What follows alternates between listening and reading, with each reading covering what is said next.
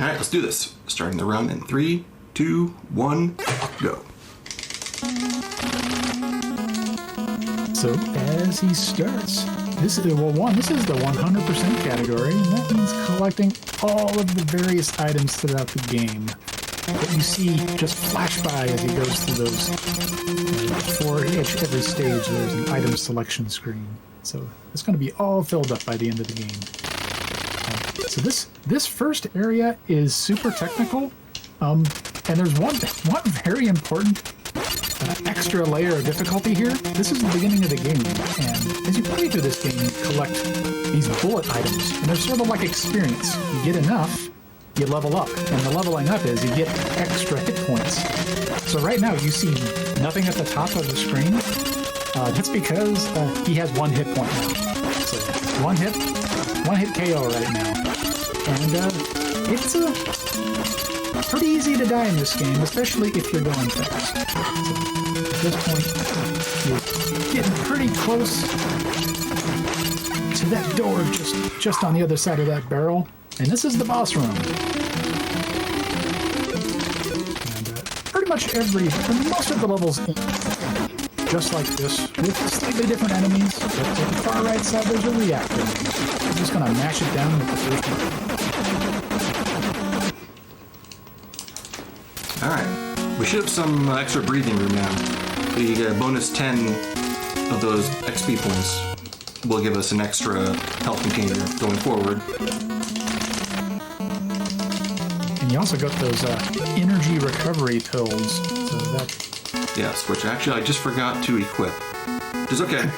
Don't need them here, but I will need them in the next stage, so it's something I have to remember to equip. So this is the first of several neutral zones. They all have a sort of similar feel to them. Until you fire, there's no active enemies. But once you fire, it basically fires off a red alert. The enemies start coming out of everywhere, but in each one there's generally like an item you're going in there to retrieve. And then Pipes, there's a button combination that basically warps you out of the level immediately. So here you can see Pipes can see in the dark. No, really, he just memorized the level. You are supposed to equip the flare that you got in the a previous level and use it here to light up the hallway, but there is no requirement to do that. And in fact, if you look carefully, you can see most of the level just in faint dark blue. So I feel like they wanted it to be totally dark, but I suspect someone's job was to make that unplayable when it was dark, and they didn't quite do a good enough job. To be fair, it is more difficult with it dark, but it is totally doable. Yeah, absolutely. There it is. And there was old Mustachio Man. Just ignore him. He's got a big old shield and a bionic arm, but he won't hurt you too much.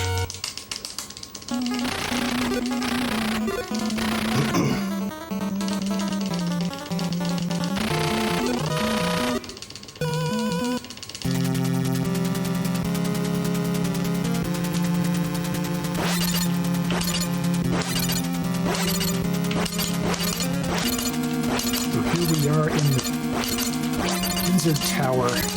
This is one of the levels with just a ton of vertical movement, and Capes at a dizzying speed is executing technical grapples and de-grapples, and they're all designed to just get his character moved just so to set up the next grapple.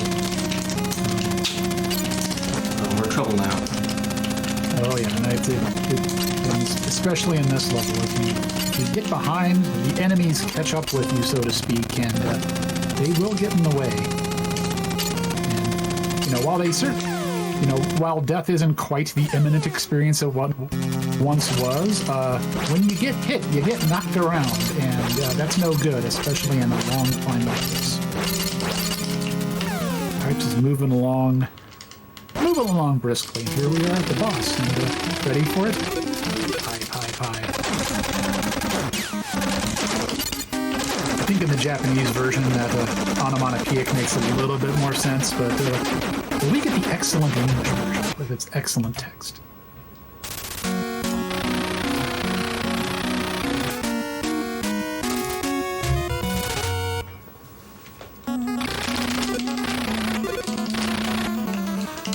Alright, so in that in Area 5 there, we got the rocket launcher, which we're going to equip right now. And that's pretty much the best weapon in the game. Very overpowered. And we would use it the rest of the game, and we do, except for one stage where you have to switch to a different weapon.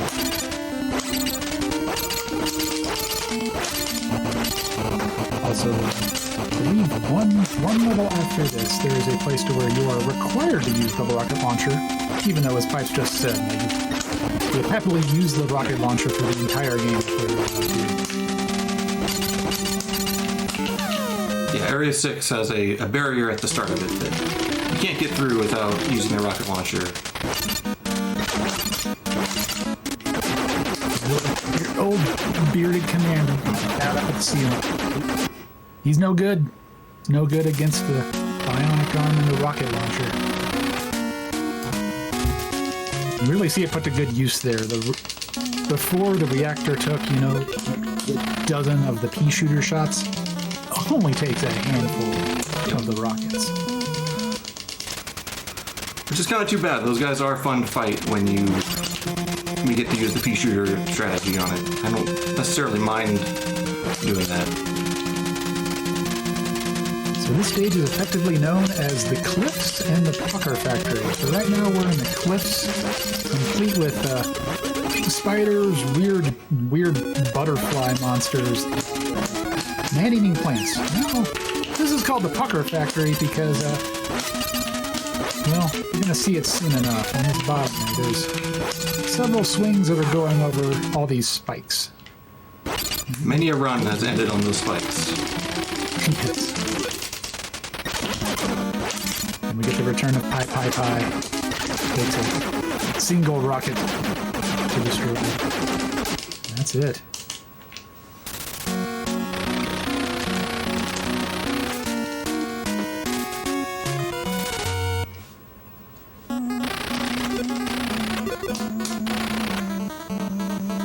Heading over to Area 6.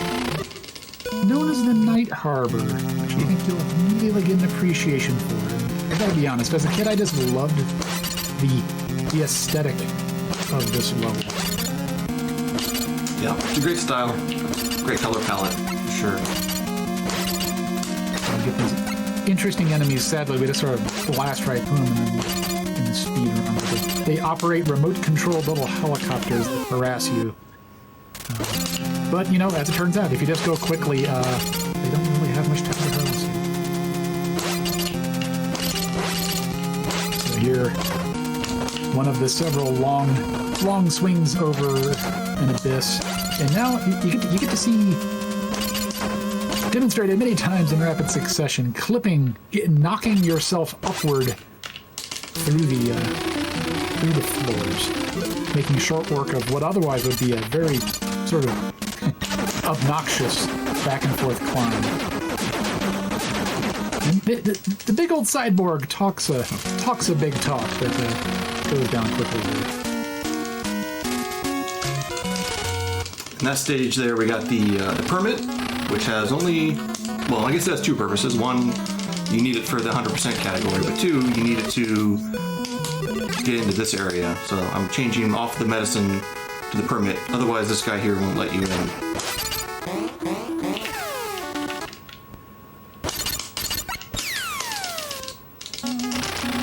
Right, we'll be switching back off of the permit as soon as I can, as long as I remember.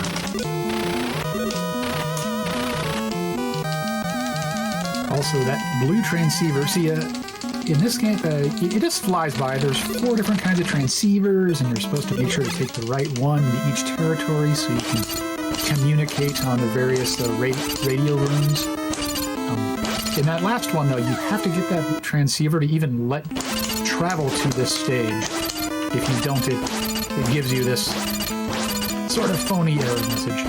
But more importantly, right now, what Pipes is trying to do is rock work and involves grappling onto the ceiling and going through the door in just the right sequence of inputs, and it confuses the game. Yeah, so instead of taking this door taking you back to where you started from, it instead takes you to the boss room once you've successfully done the wrong work there, which I struggled with, but we did get it eventually. And that saves a decent amount of time. Yeah.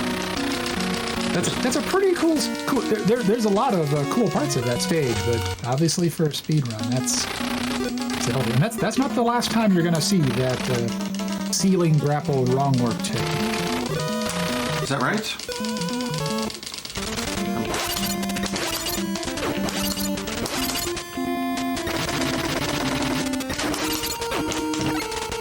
No. We're okay. There's backup stress for that.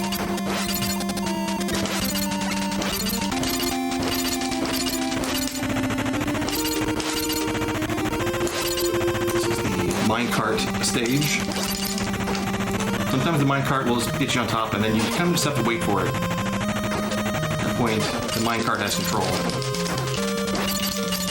At this point of the run, you'll notice I'm just taking lots of damage, intentional damage. I have plenty of health, plus I still have the medicine I could use to refill, which I'll probably use here just to...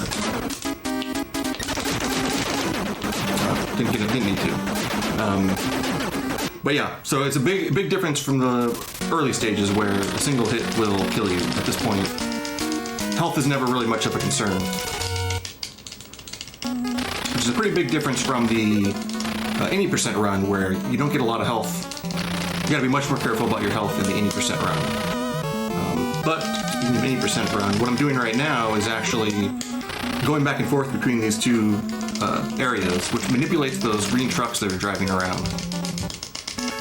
And that's the nice thing. That's one of the big difference about the 100% run versus the 80% run is that there's a route you can take through the 100% run where you don't hit a single truck.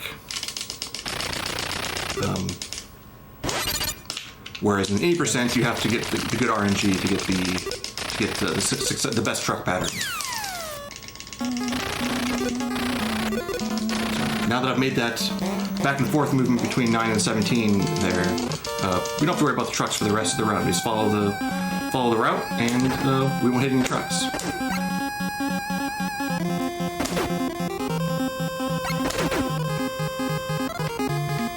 Need that helmet. Yep, there's that helmet. It's the one item you gotta get out of the tunnel. Interesting thing about that is that there is one other tunnel, and if you miss the helmet in the first tunnel, you can get it in the second tunnel. So even though there are two separate locations, it's like they have a shared, they both have a helmet. Well, the enemies just painstakingly move the helmet between the two tunnels every time you go through. You forgot to get the helmet. Better move it to the other tunnel.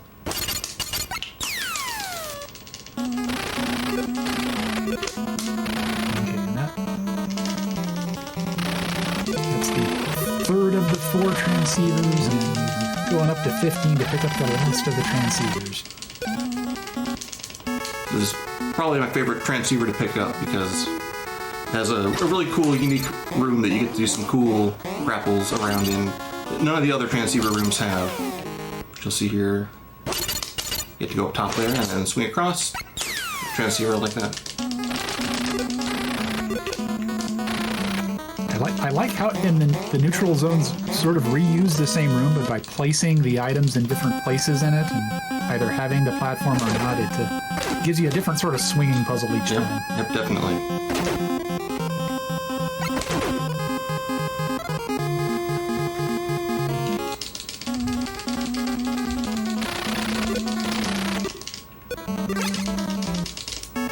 Right there, I equipped the 3-way gun, which is the other gun that's not the rocket launcher.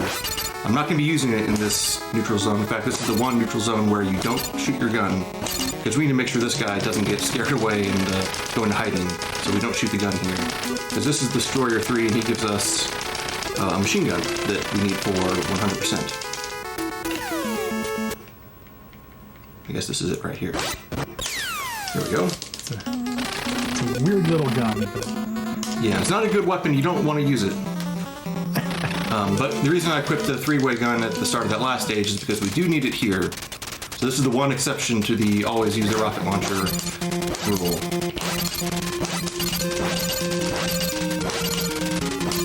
Now it is possible if you want to use the rocket launcher there, you could use the three-way to blow up the barrier, and then the barrier is gone. Correct. So you could exit out and switch, but that wastes time. So. Yeah, it doesn't waste as much time as you might think because the boss does take longer with the three-way weapon than it does with the rocket launcher. So it's kind of offset, but it is still faster to do it like this, but a little more difficult. It might be too far to the left here. Pull me off the ceiling from too far to the left. Alright, okay. Okay. Also, that hanging expertly from the right part of the ceiling is that we'll see a similar move later, but interesting to get into unexpected places to shoot. This is the best Crit Rocket Runner impression. Oh, I'm sorry to cause so much trouble, everybody. Thanks for rescuing me. Yeah, this is the so-called Super Joe. Yeah, he's. We always joke that for being so super, he's sure to. Pretty much, we're always rescuing him. Seems like we rescue him twice in this game. Rescue him here, and then he goes off, and you have to save him again at the end. Spoiler alert. I do like that this is a game where, in the intro it says, "Hey, you're off to save Super Joe," and you save him, and there's still a decent amount of game left. Yeah, I feel like now we're in like the sort of the surprise extra portion of the game. You would think that once you rescued Super Joe, you're done. But now we actually get to go destroy the bad guy.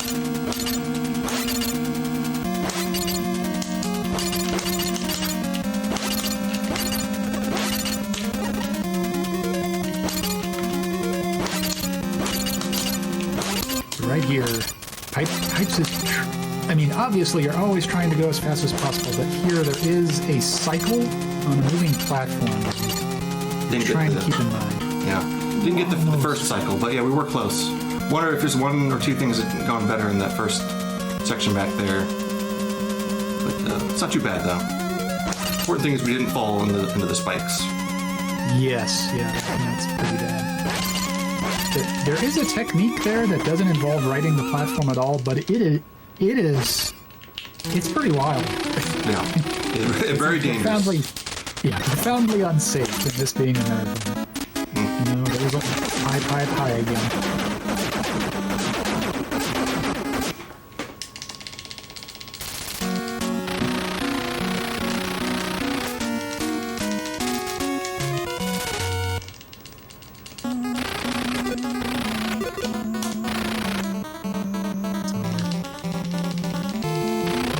Doing a little bit of movement to avoid another ambush, heading into the second to last, full stage of the game.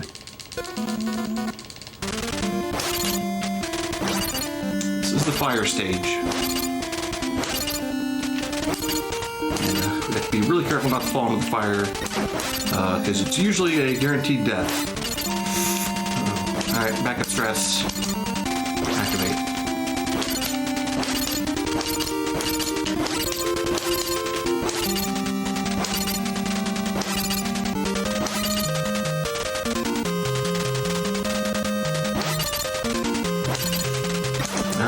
Over the fire. Whew. That's a... Yeah. Other than the fire, though, it's actually not too bad of a stage. Other than the constant threat of death. Could be worse. Man, those lasers seem so impressive. I feel like maybe they need to tune them better. Yeah, wrong frequency on those lasers. Going into Area 12. It's got a lot of the hardest tricks of the game. Yeah, this is a backloaded game, for sure. A lot of the difficulty is in the last stage.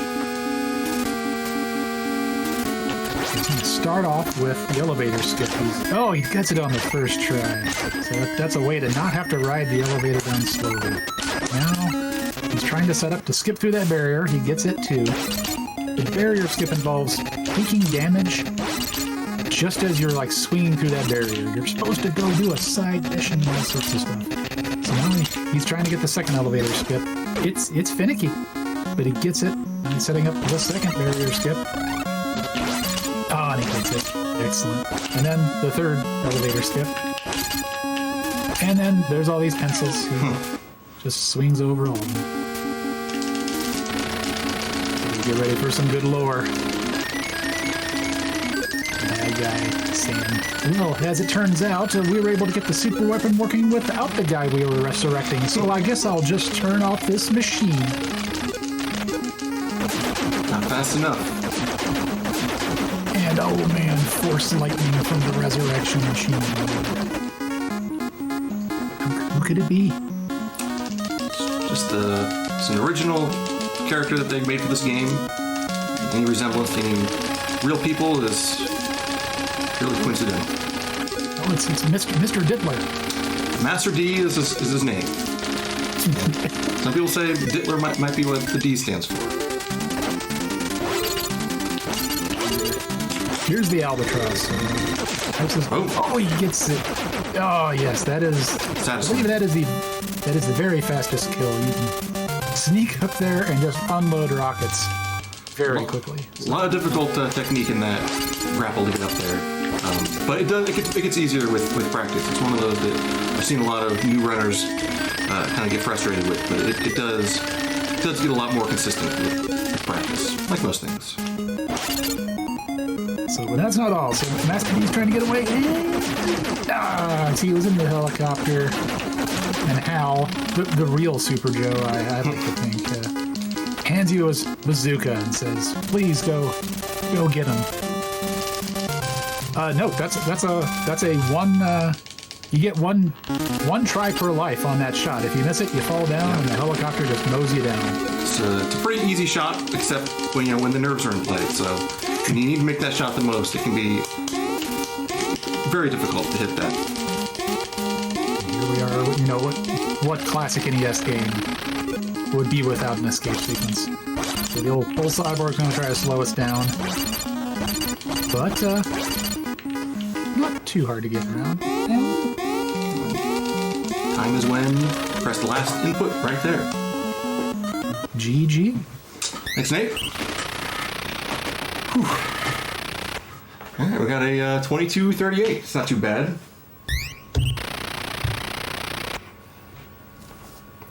I think it's actually pretty close to the time that I got the last time I did a marathon run of this. Oh, excellent. Pretty happy with that. All right. Look at that quality explosion. This is a top tier